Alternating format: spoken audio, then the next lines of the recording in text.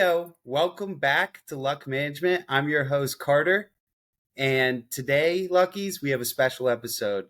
I have the absolute pleasure of having on Chris Daniels, the CEO of the Shrimp Society, Miami's premier venture capital and also startup fund. Chris, welcome to the show. Thank you, Carter. Happy to be here. Like I said, I've been binging Luck Management. I love what you have going on here, and excited to be on the show. Yeah, thanks so much. So the way that this connection started, and this is the world of how you get people on podcasts, is my boss is Shawn Dagley, and I work with him at Kahuna, and he said, you got to talk to this guy, Chris Daniels. He is an incredible person to speak to. He's a friend of mine. And I reached out to you on LinkedIn, and here we are today. So I'd love to hear a little bit, like, how do you know Shawn? Yeah, so it honestly, it's kind of full circle here. So um I know Shawn Dagley. He was one of my first football coaches, and I was a big football player growing up. So that was kind of middle school football. He was the coach of the traveling Crystal Lake Raiders team, and we became family friends, and I played with his son, and then he encouraged me to go to the Notre Dame football camp. And so I went to the Notre Dame football camp. I think that was probably like seventh or eighth grade. And I grew up in the suburbs of Chicago. So Notre Dame we went to a That's lot of the everything. games. It was everything. Yeah. So I was a Notre Dame fan through and through, and then went to their camp, which was amazing. And then, yeah. What year was that? That was probably like 2009, I think. Okay. And it was amazing. We stayed in the dorms. We did all of that. It was awesome. I got the chance to play flag football on the actual field, which was amazing, which was one of two Awesome. times. So for your listeners, I do feel like I'm behind enemy lines right now because I have to tell them I am a University of Miami Hurricane. I went there for undergrad and Oh, masters. And so I definitely feel like I'm behind enemy lines, but I love Notre Dame, and I have played on the field. And then in high school, our football team played a 7-on-7 tournament there, and the winning teams from each side of the bracket got to play on the field. So I have this epic picture of our team. We won the game. We're sitting there on the field in the stadium, and so I got a little piece of Notre Dame in me. I've slapped the "play like a champion" today in the locker room and all that stuff. So isn't that amazing? I mean, I'm sure from since you've been back there, the stadium has changed a lot, but the history is still right there. And that sign, this past year, I got lucky enough. They were having I think they were having the 1978 national championship team back, and I was with my buddy. And so we're back for the USC game. And I'm like, come on, let's try and get in there. Like we can get in there because everyone's really nice. It's pretty open. I walked in there. My buddy couldn't get in, but I got in.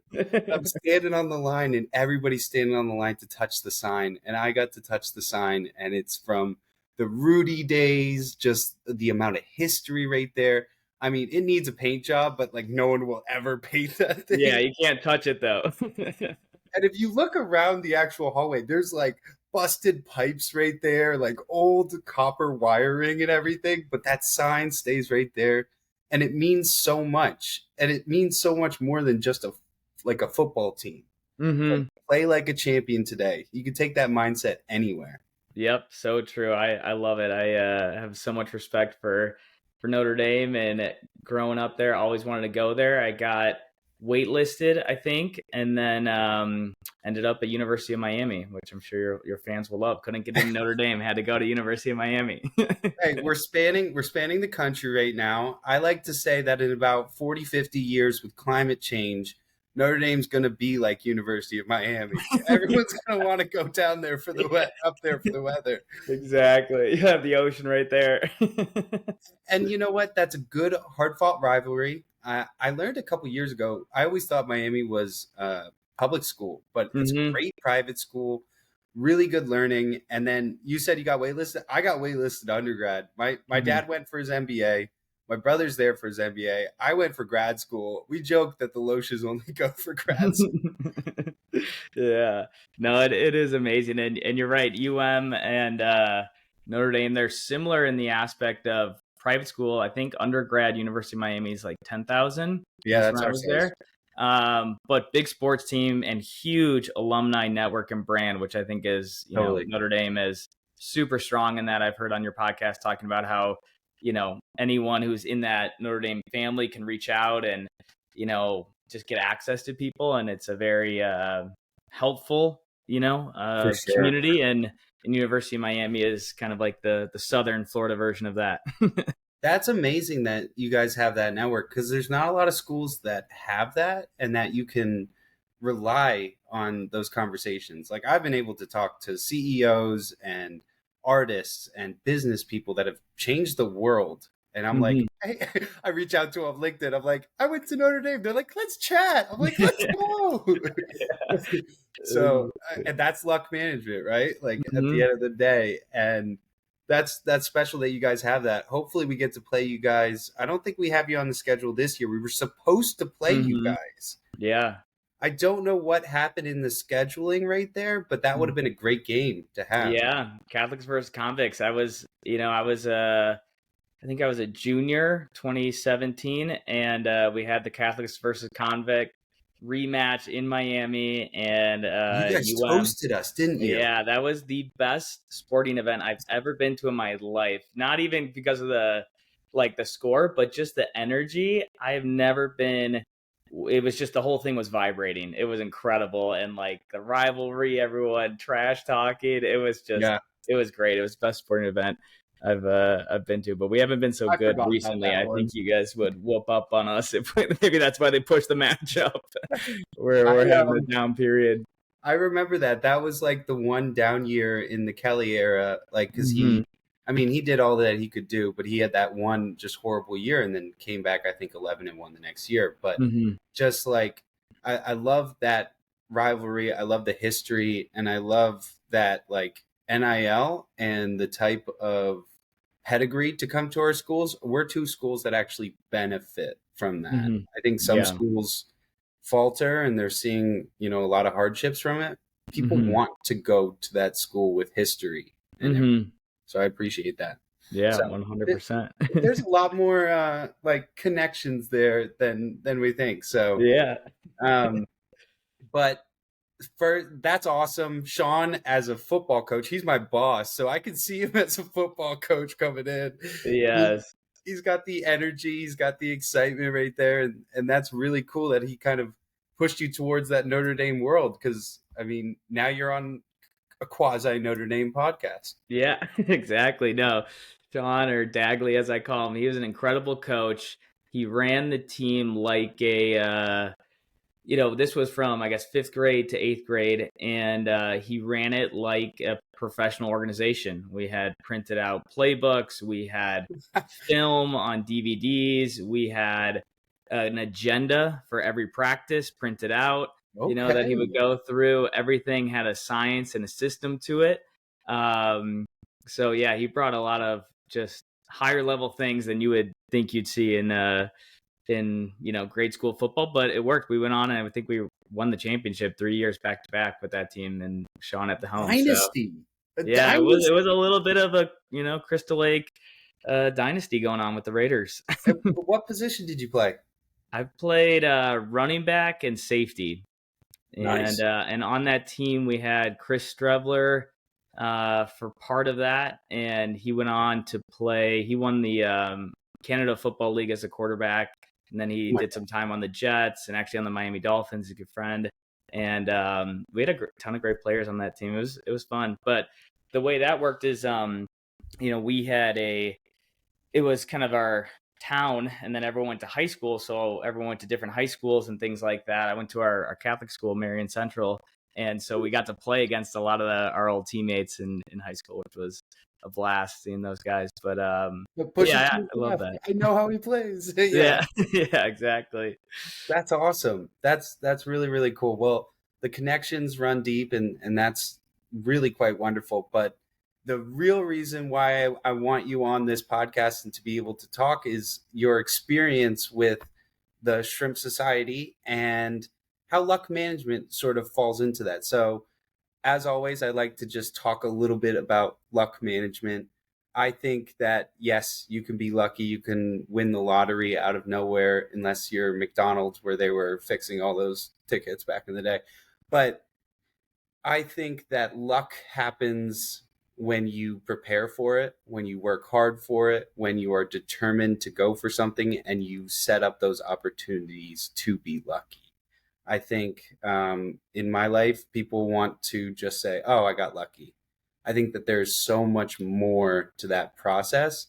And you can get lucky for a moment, but what did you do afterwards? Did you keep Mm-hmm. your luck going? And Yeah. so that's where I came up with this idea of luck management. And so I just wanted to throw the ball to you and say, what do you think about this idea of luck management? I love it. I think I've been extremely lucky in my life, and there's a lot of points where, the ball rolled this way and it was a lucky moment, and it could have rolled the other way and been an unlucky moment.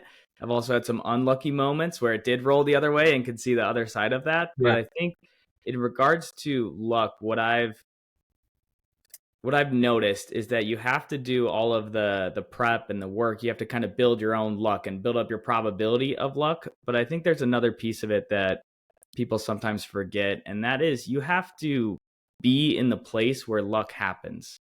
And a story about that is I was at a hackathon called Miami Hack Week 2 years ago. It's a Yeah. week-long hackathon where a ton of people come to Miami, and we had rented a big house and had all these hackers and software engineers from all over the world staying Cool. there. And I was hosting the house with the Shrimp Society, and we had a kind of group just formed, and we wanted to do this geolocated scavenger hunt experience. And it was just lucky that I met those people. But you could also say, well, I went to the place where luck happens, right? There's going to be a ton of Yep. young entrepreneurial talent at this place. Okay, that was kind of one thing, moving closer towards it. And then we built the product. We had a really fun experience where we got a briefcase full of $1,000 of cash, and we hid it around Miami, and people had to go find it. And so we created a little buzz with that. And then a week later, or I guess maybe 10 days later, we got acquired by Niantic, the company behind Pokemon Go, and just one of those Wow. truly lucky moments. And when I talked to my other teammates on that company, we kind of came to the consensus that you have to be where lightning strikes. And Mm-hmm. then once you're there, hold a big pole, right? Hold a big metal pole and hope that you Yep. get lucky. But I think being somewhere where luck can happen, or doing things where luck can happen, like what you're doing with your podcast, I'm sure there's been amazing lucky connections and all these things that people Yeah. look at as luck, but you're doing the thing. You're putting yourself out there and you're creating space for luck to happen. And I think a lot of people um, just misinterpret it as, I'm going to be sitting on my couch and luck's just gonna strike. And I don't think that's how it works at all.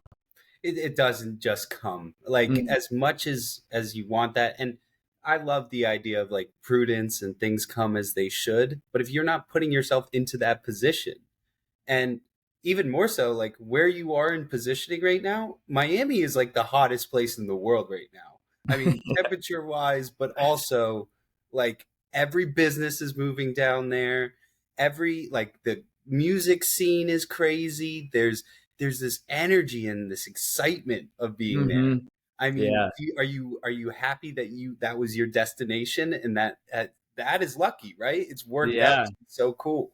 Definitely, and that's a great point. I graduated 10 years ago, and I had to make a decision. Was I going to move to, at that time, I was going to move to San Francisco because I had a startup, and me and my co-founder were thinking about moving there. We had tried to raise funding from everyone in Miami. They said, go move to Silicon Valley. That's where people are getting startup investments. So we did that. We moved there for 6 months, and all the investors in Silicon Valley said, we don't want to fund a Miami company. This is like 2017.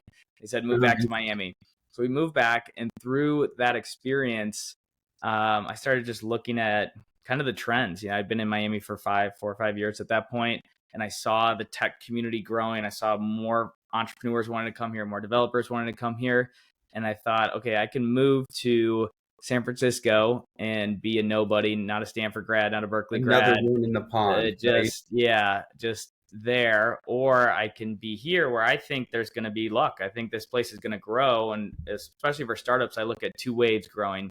And if you can ride two waves, your chances of success are going to be pretty good versus Mm-hmm. just one wave. So I saw not only was tech and entrepreneurship moving out of Silicon Valley, a lot of the methodologies, technologies, concepts were moving, where you can access them anywhere, really. And there were Yeah. more venture funds and accelerators getting set up. And then I looked at what was going on in Miami, and it was just so palpable that everywhere you would go, you'd meet engineers from Google, and you would meet new founders that were moving here. You'd meet successful second time founders. New venture funds were moving here. And so I thought, at that point, that was like 2018, I'm like, I'm going to plant a flag and build a foundation and ride these two waves and hope that luck strikes. I mean, okay, San Francisco's cool, but like, it gets foggy there. There's a lot of craziness happening there. I don't know. You go down to Miami, you have some of the best food. You have just abundance of culture. Like the Cuban culture is amazing. You have the F1 races moving in there. And then you have a state that is also very viable to businesses. People want to move down there because of taxes. People want to move down there because it's the Sunshine State. And of course, you get your typical Florida man, but they usually stay out of Miami, right? Like leave that to Clearwater or leave that to like a little bit more up north in Orlando. And I've only been to Miami once in my life, but I just see that there's this massive just energy of excitement and people wanting to be there. And so you have kind of come and we're able to take advantage of that. That's really, really awesome. And I got to ask in this initial stage, like, are you just a massive fan of shrimp, or how did the name come together? The Shrimp Society, where did the name come from? That is a good question I get often, and I think it's kind of become too catchy where we can't change it now. So we're stuck with the Shrimp Society. But the whole Shrimp Society started because after that experience of raising capital and, jumping back and forth between Miami and San Francisco, I started thinking, okay, and I think I was probably like 22 at that time, and I'd seen in San Francisco, every coffee shop you went into, there were 50, 22-year-olds building software applications or scouting for a VC fund or, a product manager at XYZ new tech company that just got funded. And so there was this really, really strong culture of early stage entrepreneurship. Like that was the cool thing to do. And when I went to school in Miami, the cool thing to do was to get an investment banking job in Manhattan, right on Wall Street.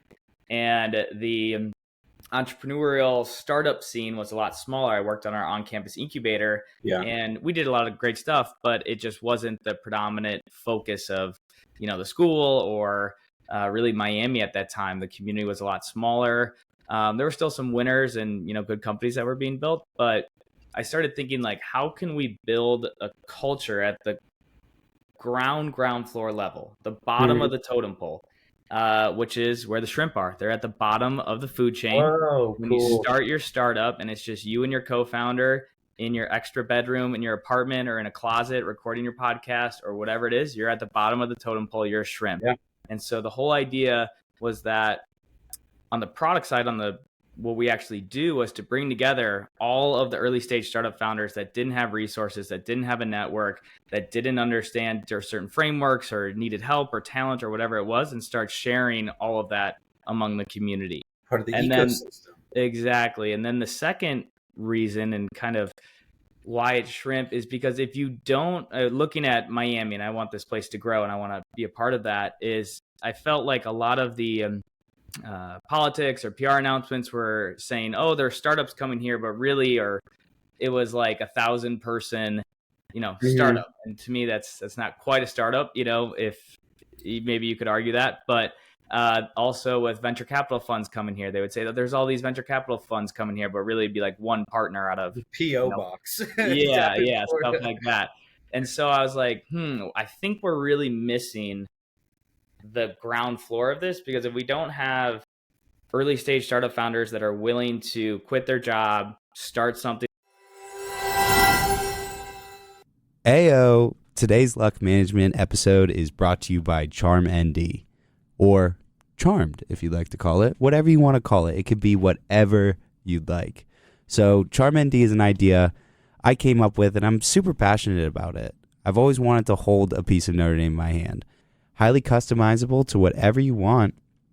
And they have the grotto. They have the reflecting pond water from Hesburgh Library. They have 24 karat gold flakes, the dirt from Main Quad. They have stadium seat shavings from the old seats of Notre Dame. The Notre Dame Stadium football pellets of the enjoyed and loved football team. And if you want to make one customizable, I'm happy to work with you. Go Irish and go Charm ND. Now let's get back to the show. That's a completely unpredictable path, raise capital, hire teams, go through all that uncomfortable unknowing of an early stage startup. And we're never going to have the big exits. We're never going to, it's never going to work. And at that time, I felt like we were only kind of focused on the top because those PR lines do better, right? But the whole idea was we need to build a culture of the earliest stage founders and start cultivating and building them up so that they can go on and be those big fish one day. So that's how we got the Shrimp Society. That's so cool. Okay. I was like, he loves shrimp. He's a big like Bubba Grub shrimp fan. But like that makes sense. You starting from the bottom up. I mean, I have been lucky enough to do almost 100 episodes of this and start from classmates, and then you kind of reach out to people and you have to build it. And I don't think you can get to that next level until you've put in the reps and you've gone through some of the hardships and seeing, okay, how am I going to edit this video or create these types of questions to get somebody interested, right? Mm-hmm. Like, so it takes that time over and over and over again to feel like you can actually do that. Yeah. And so if you could talk a little bit just about like Shrimp Society, of like where it started and then where it is now. Like, what are you guys really heavily involved in, and like what's exciting you right now? Yeah. So it started 2018 with a whiteboard and a Wix website and 5 friends that were all doing startups. And we started doing something. I think we were renting a house just, I think, in like Pinecrest. And we said, let's just meet on Sundays, have Trader Joe's wine and someone cook, and let's get on this whiteboard. The $3 chuck, yep. And have and someone get up on the whiteboard and let's just break down your startup and figure out what we're doing. So every week for a year, we would do that. We'd meet on Sundays, have dinner, and it was really a space for you to say, I think I should do this with my startup, and then get 4 other people saying, that's a stupid idea. What about this? Have you thought about this? Yeah. And so it was our own kind of little forum. And then we did that for a year, and then I started working at an early stage cybersecurity startup as a first employee. So I kind of put it on hold. And then in 2021, I was leaving that cybersecurity startup. We had raised about 20 or $30 million, I think $27 million.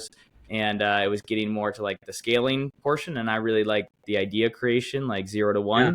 And so I was looking to move into the next thing. And again, this opportunity to build the Y Combinator of Miami, which is kind of how I think about the Shrimp Society, was still there. And so I started it with a newsletter, kind of publicly started it in January 2021 with a newsletter. And I would write pretty, I think, funny takes on the local tech community from an early stage startup perspective. So almost like the Skim or like Morning Brew was a big inspiration for specifically Miami tech startup scene. So that was every Friday. I did that for a year, and then hosted Did you like writing? Like, was that a lot of fun for you to be able to express that? Now I do, but I'm not a very big like social media person. So like putting something out there publicly was a big that was a challenge for me. I actually did a writing course called Ship 30 for 30, where you write an essay every day for 30 days. And the whole goal is to just start working that writing and publishing muscle. And so that was amazing. Did that for 30 days, built up the confidence. That is really hard. Especially something that gets published too. Yeah. Yeah. Put it up for people. Exactly. But it really got me to just say, I'm going to write what I want to write, and I'm going to press send. And if, the people that love it are my fans, the people who hate it, doesn't matter because they're not my fans. And so I Who got cares? over the hump. Yeah, I got over the hurdle there, wrote that newsletter, and it was really fun. I'd interview people.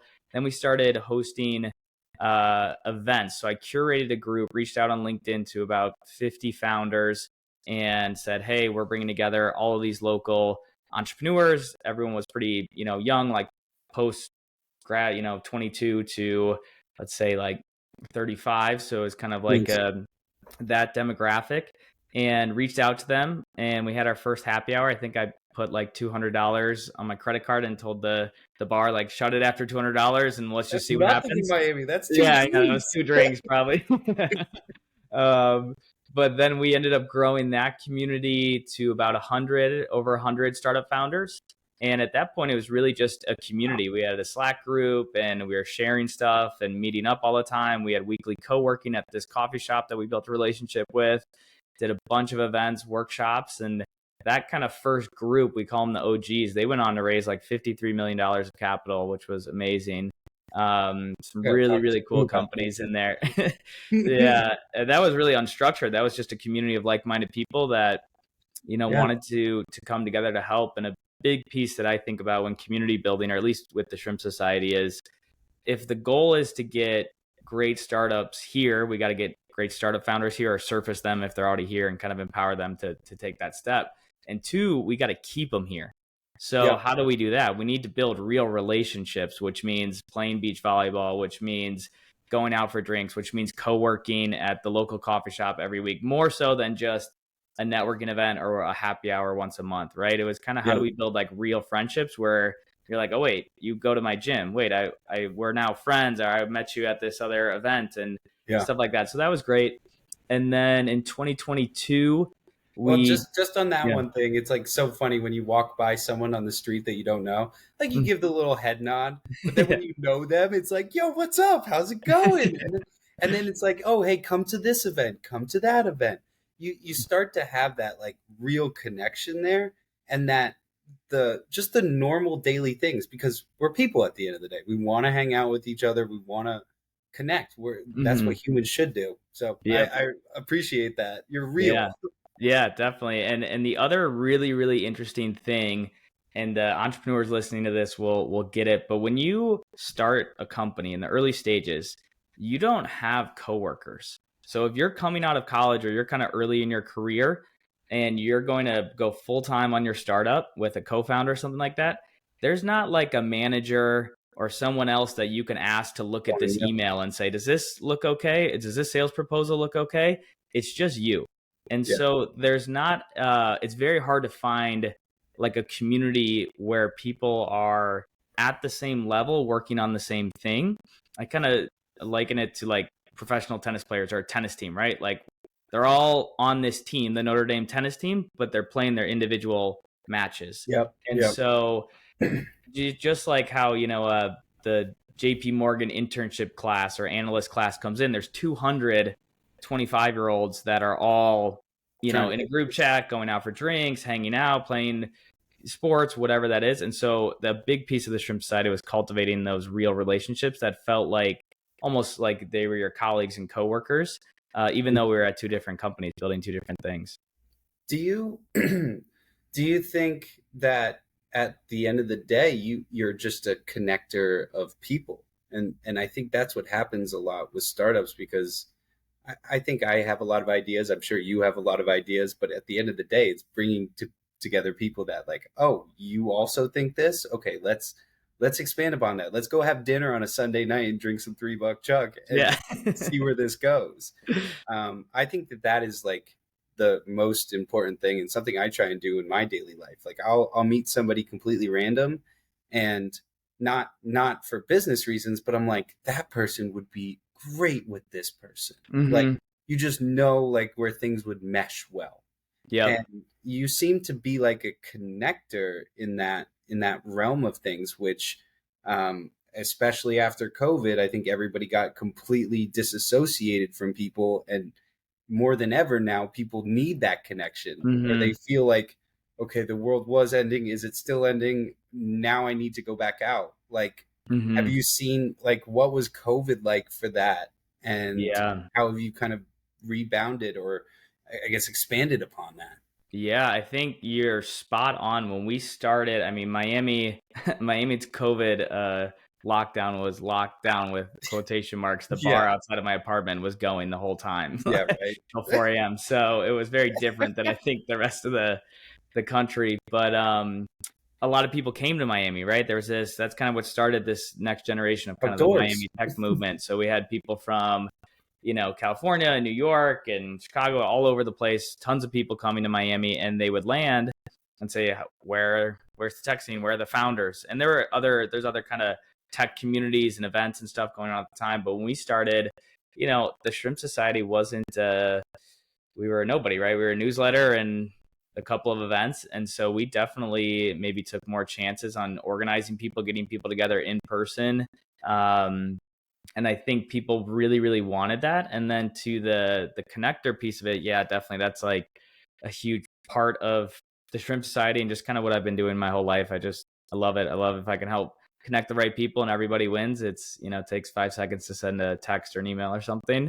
So that just is something I've been doing and makes me happy. And so it all just made sense. But then when it becomes not just me, but 100 other people doing that, it Yeah. really starts to fuel the whole ecosystem. And so, yeah. And then in 2022, we did a whole NFT Web3 membership Okay. thing, which we could talk about, which was super cool. We had like 2,500 custom made, custom designed NFTs, which was really cool because what we Wow. found was the startup community, those 100 founders, they needed the supporting cast, they needed marketers, they needed developers, and kind of everyone who was a supporting cast member wanted to join this thing. But if we didn't do it right, then we would dilute kind of the core value of what we were trying to do. So in 2022, we expanded to about 1,000 members through this NFT project, which was really fun. And we did like really cool tech stuff. And one of my startups was in crypto in 2017. So I'd kind of always been interested in that. And Nice. Miami also had a crypto boom and There is, was a big boom there. Yeah. yeah, there's tons of entrepreneurs building Web3 companies here. And then kind of the big milestone is 2022. We did 2 accelerators, no equity, no cash. It was kind of just our beta of this accelerator, which is one of the next step on this Y Combinator of Miami vision. And so those were good, but they were small. And then in 2023, the city of Miami, Mayor Suarez team, and they have this group called Venture Miami, and I'd known some people there. They reached out and said, we want to host a free incubator for all of Miami, and we want you Wow. guys to run it. We'll fund it, and you No guys run it. way. And it was perfect timing.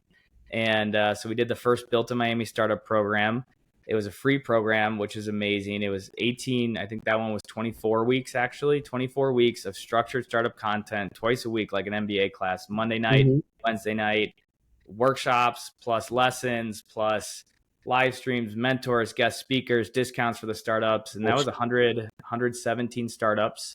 And that was really successful. And then for 2024, we're doing it bigger. We're at 308 founders, all in South Florida in the program now. No We're way. at our kind of break point of the program, and then we go on for the next 10 weeks. But yeah, so it's really been amazing to see the demand for people looking for structured ways to start building startups and find that community and find those peers.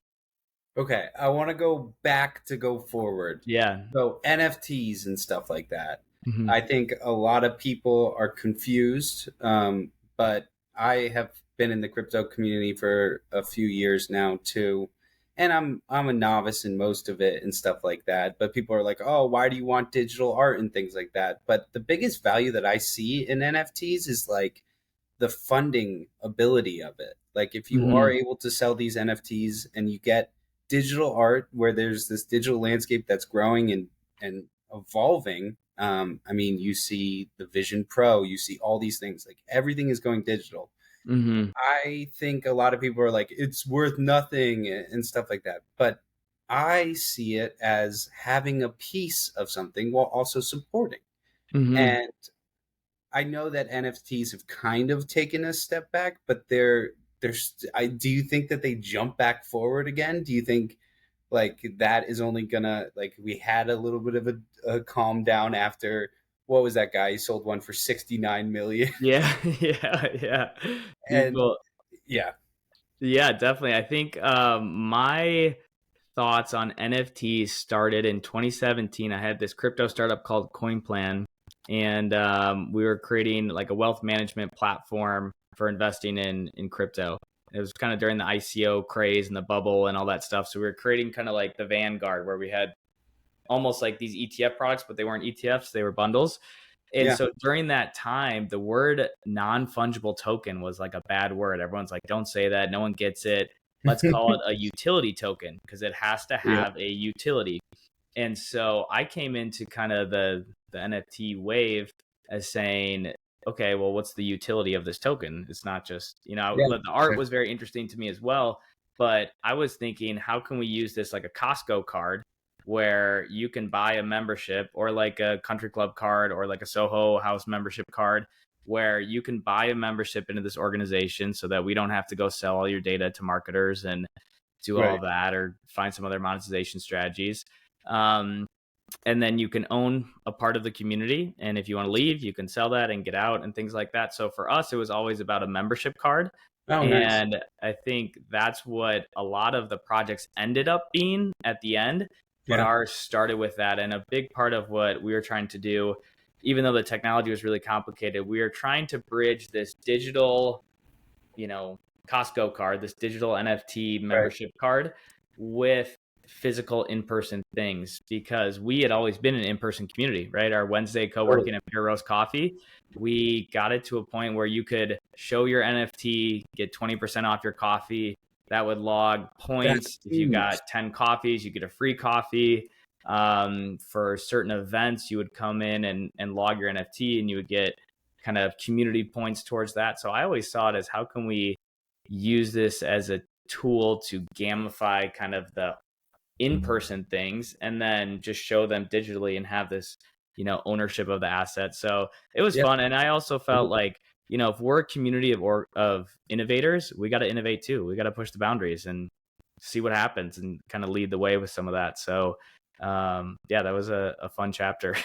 That's awesome. Yeah, getting the 20%. I mean, yeah, you tell me anything, I can get 20% off of a coffee or something. I'm signing up for that in a minute. And yeah, they're shipping off my data somewhere else, but I'd rather use it for an incubator or community that's going to use it to connect you more with people that think like you and want to learn from you.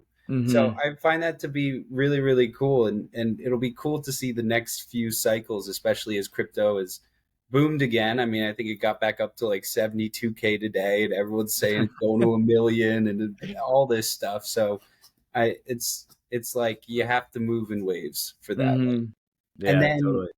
and then you moved over and being able to have, you said 150 people come, and now you're up to over 300 in this year's. I Yeah, so mean, this growth. year's yeah, this year's Built in Miami program is, we started with 308, or I guess no, 338 startup founders, which was amazing. And just figuring out how to kind of scale the curriculum and the space and all of that has been awesome. We've kind of started to separate people into subgroups, accountability groups, to kind of get back to that 5-person wine dinner, core of like, Yeah. let's build some really, really deep relationships among this group.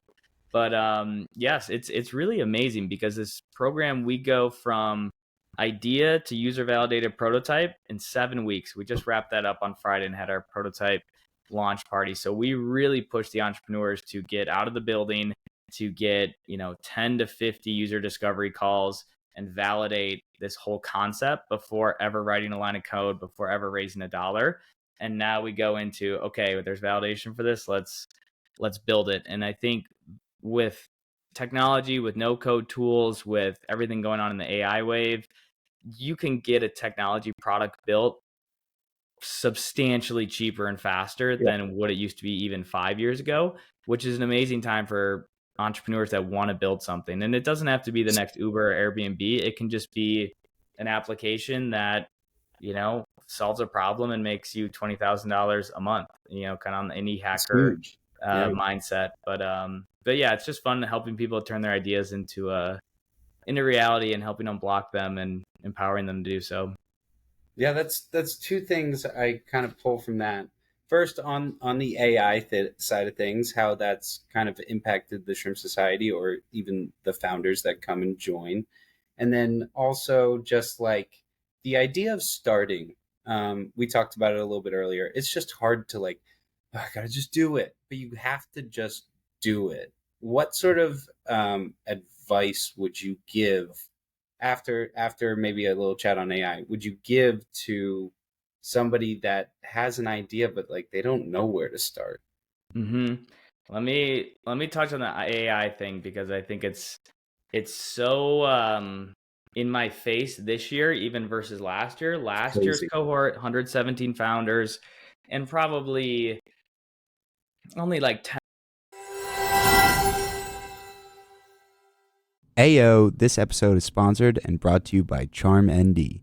CharmND specializes in creating unique and authentic sterling silver vials and real items from around the Notre Dame campus. Each charm is carefully handmade and contains a little piece of the Fighting Irish spirit. Vials filled with dirt from the iconic main quad, pellets from the hollowed ground of the Notre Dame football stadium, wood shavings from the seats of the stadium, 24 karat golds from the Notre Dame football helmets, water from the serene St. Joseph's Lake, candle wax from the peaceful grotto, water from the Notre Dame reflecting pond, and holy water for added blessings. Charms are priced at between $20 and $30 and can be customized to your needs as a necklace or a lucky charm. Check us out at charm_ND at Instagram. Our charms are a perfect gift for any Notre Dame fan or alum. So go CharmND and go Irish. Now let's get back to the show. 10% we're doing something with AI. Yeah. It's like an AI dog training application, some AI crypto, some AI cybersecurity tools, stuff like that. But it wasn't a huge piece of it. It was still very experimental. Yeah. This year, it is Everything. front and center. Like whether you are an AI company or you're just a normal software company, you are doing something with AI, whether that is AI recommendations, AI personalization, AI on the front side with your marketing automations, AI knowledge bases, chatbots. It is just so easy to do that now working with, ChatGPT or OpenAI. There's Scary. a million other. Yeah. And even writing code is crazy. People are using ChatGPT and other kind of Yeah. co-pilots to write code where they're not a software engineer, but they're able to duct tape some stuff together. And then in terms of the marketing side or the sales side, whether that's writing sales copy for emails or Right. creating AI pitch decks, it is like something at least I use every day, multiple times a day. And I know the founders in the cohort are. We even had a whole special workshop on how to use AI as a co-founder. So it In, is in it is really terms of paramount. that, like so somebody asked me, they're like, "Oh, you're in sales, you do business development. Are you afraid AI is going to take over your job?" And my response to that is, I'm not nearly as worried as maybe some of the coders and engineers Mm-hmm. and stuff like that, because I think that can be automated a lot faster. Mm-hmm. Like somebody that's doing data programming, like you put that into a computer, you can get that done pretty quickly and have a little basis of knowledge. But where Mm-hmm. I see sales is that, like, I think that because of AI, you become even more important now because people Mm-hmm. still want to sell to people, and that there's like that human connection that people are trying to resist a technology trying to dictate things for you. Do Yeah. you see a lot more salespeople coming into this startup realm, or are you still seeing a lot of Mm-hmm. engineers and data people coming No, I think sales and marketing are. I kind of think of right now with AI. If you're outside of building foundational models and foundational hardware, and if you're kind of more on the application layer, right? I want to use AI to achieve something, right? And in in? sales, for example, there's so many really cool, crazy new sales tools that are popping up to help salespeople True. either record calls, analyze calls, provide. Last year's cohort, we had one that would provide prescriptive recommendations in the sales call in the Zoom in real time. I That gotta was get that. super, super cool. Yeah. On the marketing side, similarly, I think it's right now more of like a co-pilot. Like I use it as a kind of like a bouncing board, right? To just Yeah. like throw stuff at it and see what it comes up with, and then throw things in a different way and see what it comes up with. And that might be email copy, or that might be the structure of a presentation, or different Totally. storytelling frameworks, or all sorts of things. But it's so quick where you can just use it to ideate and Yeah. then take the best parts and then go do the more creative things. So I think from a sales and marketing perspective, it's going to supercharge people and give them superpowers, Yeah. Yeah. especially even just like on automations and like what Apollo's doing. There's like a sales software, but really, really cool stuff there. On the engineering side, I think that's kind of the Wild West. Like there's so much going on there and it changes so quickly that um, it's just the Wild West. Like you got to be in it if you are trying to build something that is not in purely like end user Yeah. application. Yeah. And I think, if I could go back in time and get a different degree, I would have found an AI degree, 10 years ago and Yeah. gotten that, because I think those That. people are probably in so much demand right now. It is really amazing to see. I use ChatGPT for and it's like, hey, use it at my work. We're a Hmm. skills management software platform, so like I'm writing these emails and trying to reach out to people, and sometimes I could be wordy. Sometimes Hmm. I could really throw it off, but it's like, keep it simple. And I'll be like, I'll write a prompt, and then I'm like, hey, let's do this in 50 words or less, so I can just Hmm. shorten it down and be concise. Or when I'm sitting on calls and I want to get a better profile of a company, give me a company profile of Boeing. Like Hmm. that sort of work saves you hours of having to like really get into the deep blue sea and having to check everything. But you Hmm. can have like the key moments and then take that with you. So it's like Hmm. supplemental. I think a lot of people think it's just taking over. No, it's an additive sort of thing. Yep, 100%. We're building an AI chatbot for our whole program. So all of the course content, the lectures, all of that, since it's all recorded, we could throw that into, it's a company called Bundle IQ. They're in West Palm. They're a tech company doing AI bundles. So you can just throw everything in there Yeah, and then you can chat with it and it's all that content. And then you can choose to bring in other content if you want to. But for nice. things like podcasts or other media, like the Huberman podcast or this podcast, you can have this great avenue of just being able to chat with your content and with that kind of Totally. brand. I think that's a really cool space as well, what's going on with media and AI. I think I've seen some of your videos on social media that you guys use. It looks like it's Opus AI. Have you Oh yeah, that's great too. and Yeah. so I use that for a lot of my clips here. And Hmm. so sometimes I have to go in, I have to shorten it, move it forward. But I mean, that takes hours and hours of work of having to go in and out. And so that added feature gives me ideas of, oh, that would be a good clip. Then I'll go in and do the work. Hmm. So, and that is something that is so helpful to me, because then I can get those out without being worried. Hmm. So I really do respect that. So yeah, and then so I guess moving into the you're new, you have an idea. How do we get this idea off the ground? Yeah. So the first thing that I would recommend is we got to get the idea out of your head and on paper. So I use this framework called like a design sketch, where it's this guided worksheet or experience that takes you through, okay, how do we think about this problem? How do we think about the target user that we want this thing to solve? How do we think about the experience? And this is all super high level. You can do it with sticky notes or Yeah, drawing it. And we get to this point where you've kind of drawn out the solution end to end, from like the second someone hears about your thing to they get the transformational value. And I really try to focus in, or at least what clicks with me, is thinking about how can your product transform someone from point A to point B. No one cares about how you do it. No one cares about all the great marketing copy you have on your website. They're trying to get from point A to B. They got a yeah, problem at point A and they're trying to get to point B. And how does your product get them there?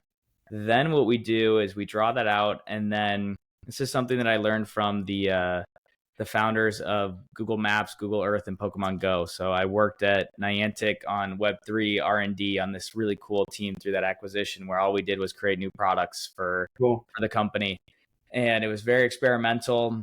So we were working with Web3 technology, geospatial, we were working with LiDAR, all sorts of crazy stuff, augmented reality.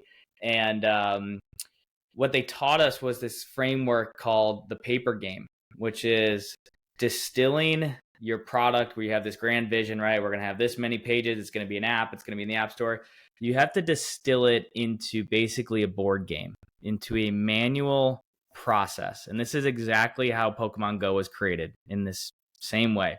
Whoa. You create representative figures. So imagine if you could create a board game like Monopoly or whatever board game, and how you win the game is the transformational value. And what you do is you just start with like representative things, right? Like a Post-it note or something like that. And you start to work through that journey. Okay, so let's take a bakery, for example. If the core experience is someone comes in, they choose a loaf of bread, they buy bread, they eat the bread, and they're happy, and they come back the next day. Very simple, right? Yeah. Okay, well, on a paper game, what we would do is we would say, okay, let's make Post-it notes. This Post-it note represents a piece of bread, and you come in, we have this interaction. I give you the piece of bread, you eat the piece of bread, and then you're happy. And then what you do is you just keep increasing the fidelity and tangibleness until you're at a full product.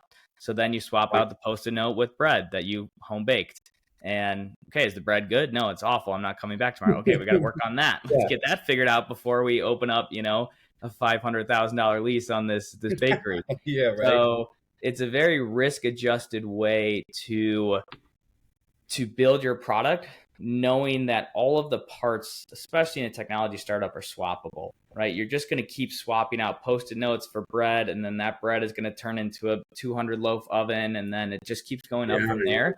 But if you can't get someone from point A to point B with Post-it notes that represent something, then that end value, the B that you're solving for, is not what they want. So that's what we do. And then we turn that into a prototype. We take that and we kind of distill it into mock-ups of the app or whatever it's going to be. And then we build the MVPs. So, but that paper game concept, it's literally how Pokemon Go was created. All of their games are created. That's how they created Google Maps, Google Earth.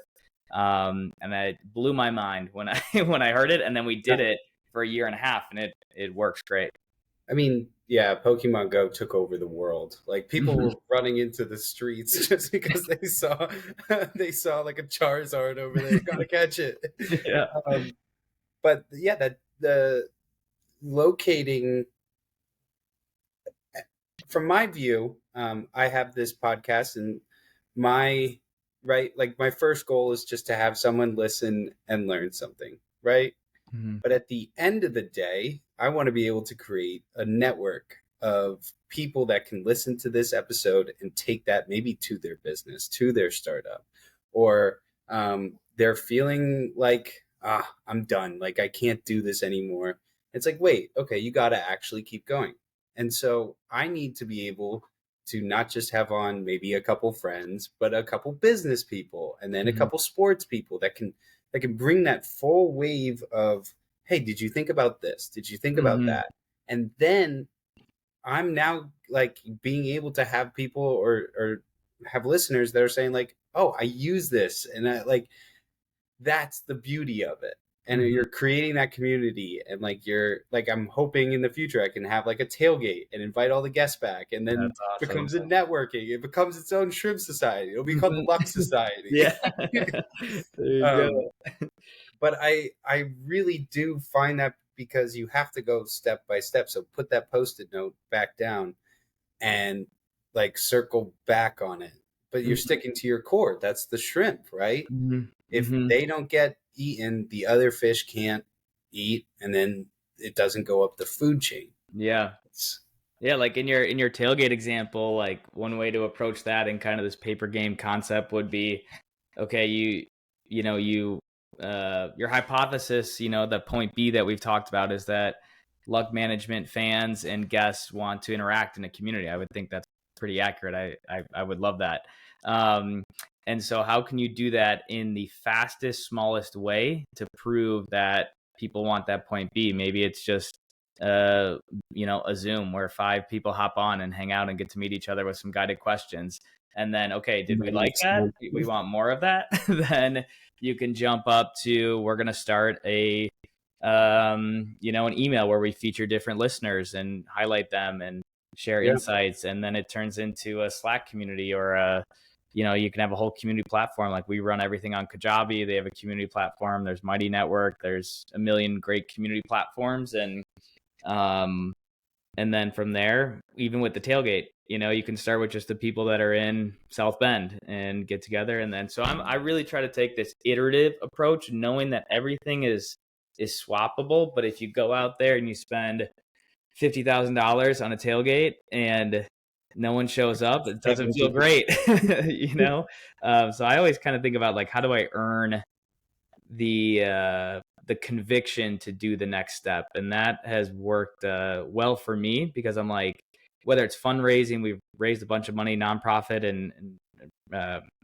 for profit for the Shrimp Society, and it really gives you so much more leverage when you know that the point B is right. If you don't know the point B is right and you haven't done the work to validate that, it's very hard to fundraise or persuade anyone to believe in you. But if you have the proof and the traction and the metrics and that personal conviction where you know that people are going to show up to that tailgate because you've done the work, then it's going to happen, and you're going to fundraise, or you're going to recruit someone, or whatever those kind of bigger, more chance moments are.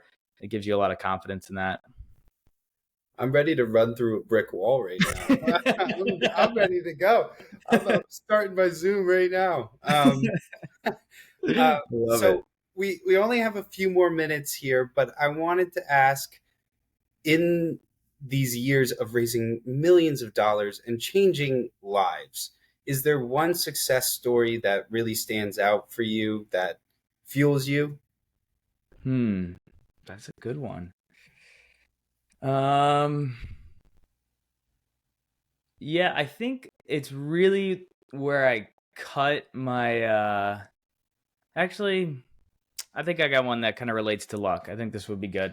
So that coin plan crypto company I was talking about briefly, we started it in 2017. It was just me and a co-founder, and we were creating these wealth management tools for people to invest in crypto.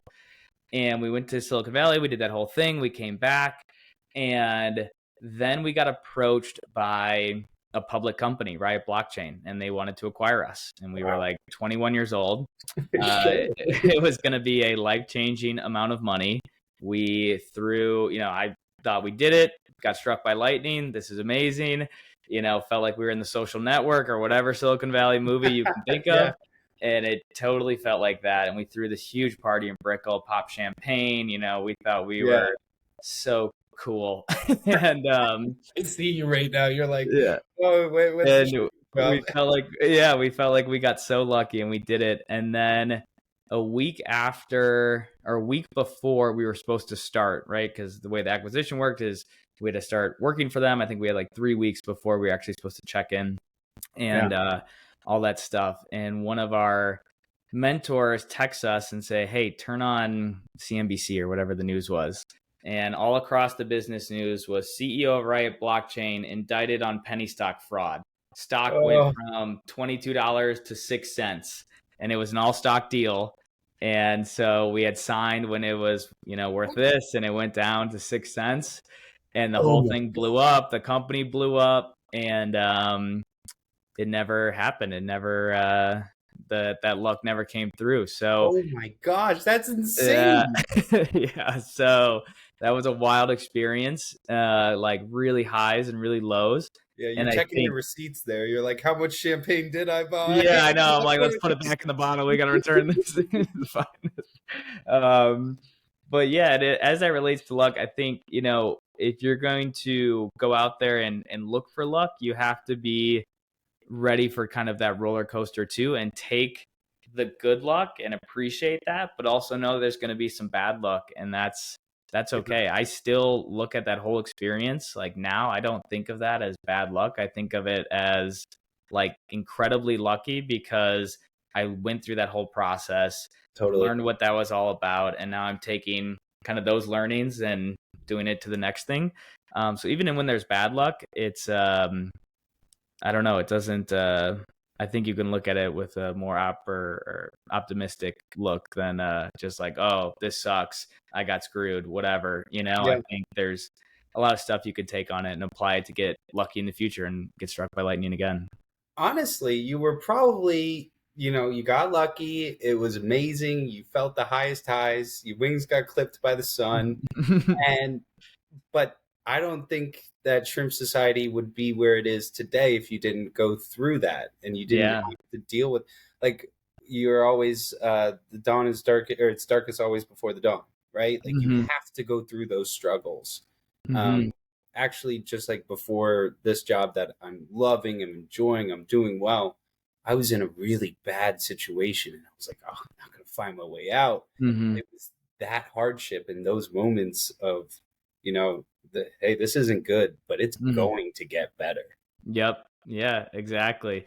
One last thing, if I could, something Yeah. that really changed my perception. They say that human beings don't really understand stats well. We're not good at statistics. Like we don't understand them well. And so I was listening to this. I don't know if it's a podcast or a book, but it talked about good days and bad days. And it said statistically, right, all your days are going to be kind of like on a normal distribution, right, on a normal bell curve. So Yeah. you're going to have 1% of days that are going to be incredible, right? That's the best days. And those are going to be whatever, 3.5 days a year. Then you're going to have kind of this good day, which will equate to, let's say, 30 days or 20 days. I forget exactly what it Yeah, was. like And then, 17%. Yeah. yeah, you're going to have those days that are the good days, not the best day, but really, really good days. Then most of your days are going to be the middle days. And then you're going to have bad days on the other side of the spectrum. And some of them are, you're going to have 17 days that are bad days. And Yeah. so, and then maybe 1 or 2 days that are really, really bad days. And so if you think of that, 17 bad days a year, let's just say if it's normal, maybe once or twice a month. So when you have a bad day, when you don't close that deal or that investment, or you get yelled at by, someone doing a cold call when you're just Dax trying is to get your yelling at first me. sale for your startup. Yeah. Stub your toe, whatever it is, all those, whatever constitutes a bad day for you. It's really helped me be like, oh, I was due for one, and it's out of the way now, and let's go find get on the other side of the spectrum. So Yeah, I don't know. right? I, Like I feel like throw that one kind of relates away. to luck. Like, Yeah. hey, okay, bad day's gone. Like, good. I'm Yeah. looking forward now. Exactly. That's Exactly. okay. I actually really like that because you've broken it down into days. You Hmm. don't have to, like, one day follows another bad day and then it's like, oh no, I'm never gonna get out of this cycle. It's like, Hmm. no, you know what? Stack as many of those bad days as you can so Yeah, that get them out of the way. you get cruising. It's all hills and valleys at the end of the day, right? Yeah. Um, so I love that. I really, really do love that. Before we go, I have some rapid fire questions I want to ask you really quickly. Awesome. Hit me. All right. So, what is one talent that you wish you had? I wish I could play instruments. I can't play an instrument to save my life. I tried guitar, I did trumpet in grade school. My sister was great at piano. I could never do it. I don't have a musical bone in my body. I would love to be able to play music. I played the alto saxophone, but like every time I see a video of someone playing like good piano, I'm just over the moon by that. I'm like, come on. Yeah, Yeah. I'm with you. Okay, what is the best thing that happened to you this week? Best thing that happened to me this week was Friday. We had our prototype pitch day. So we had about 100 startups showcase their prototypes and about 150 guests come. We popped champagne. We had a Nice. ton of pizza. We shut the place down. We had an after party. And it was just like, it's just amazing to see people take something that is an idea inside their head and get it out there in the world. It just makes me fired up. And so I saw 100 of those on Friday, and so it was a great week. Gosh, that's got to be such a rewarding thing that you can be that connector right there. That's Mm-hmm. awesome. Thank Okay, you. Tough one. What's your go-to karaoke song? Ooh, I am so bad at karaoke, on theme with not having a musical bone in my body. So I think I got to go super safe here. Sweet Caroline, can't really mess Oh, that one up. The crowd gets involved, and you just got to start it off. So I got to go with that. that's a great one. That's a great one. Is the metaphorical glass half empty or half full? Half full, half full. There it is. I know it. What did you want to do with your life at age 12 At age 12, what did I or want to? younger as a kid? Um, I think maybe this sounds corny, but I think I always wanted to create stuff. I always loved business. Both my grandpas were, kind of entrepreneurs, and even my dad, he's a doctor, but he built his own practice. And so I was always exposed to entrepreneurship. And I mean, even back then, I had a million different businesses. I probably around that time, I was probably like 14, had a loan with my dad for morning Cool. dew landscaping. And then I got a truck when I turned 16, and we started Mulch Maniacs, and we undercut all the mulch providers in the Let's go. suburbs and built a nice little business there and sold it before going to college. So I think I love this entrepreneurship stuff. I love creating stuff in the world, and whether that's clubs or groups or communities or businesses, I feel like I'm doing what I'm supposed to be doing. That's so necessary. Okay, window or aisle seat? Aisle all day. Yeah, I love the aisle. You get extra arm room out there. Sometimes you true. kick your leg out there. I do love being able to look out the window, but when you have to go past two people to go to the bathroom, I'm just like, okay. Yeah, You have it's the not aisle. worth it. And the last one, are you lucky?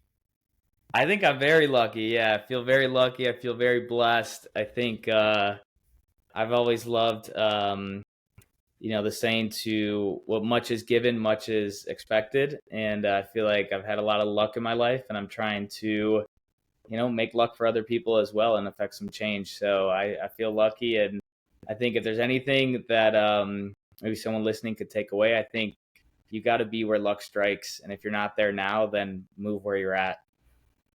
I love it. My mom always says, I think it was a Billie Jean quote, like pressure is a privilege. It comes to Yeah, those who I deserve love it, that. right? Yeah. Um, all right, and that is luck management. And Chris, you embody the luck management lifestyle. What you're doing for all of these startups and these companies in Miami, truly making a difference. Like, thank you so much for being able to just share who you are and what you've done and what you're gonna be doing in the future. I'd love to have you on in the future. And can you give everybody just social media where they can find the Shrimp Society? Yeah, for sure. You can check out the Shrimp Society at theshrimpsociety.com, or on Twitter. I'm Chris_Daniels27, or on LinkedIn, just Chris Daniels and Shrimp Society, and you'll find me. There's not too many Shrimp Societies. Yeah, I know. It's a great name and it's sticking. It's going to keep growing. I love to hear it. So wherever you listen, Apple or Spotify, you can also catch us up on YouTube. Keep living the luck management lifestyle. Peace.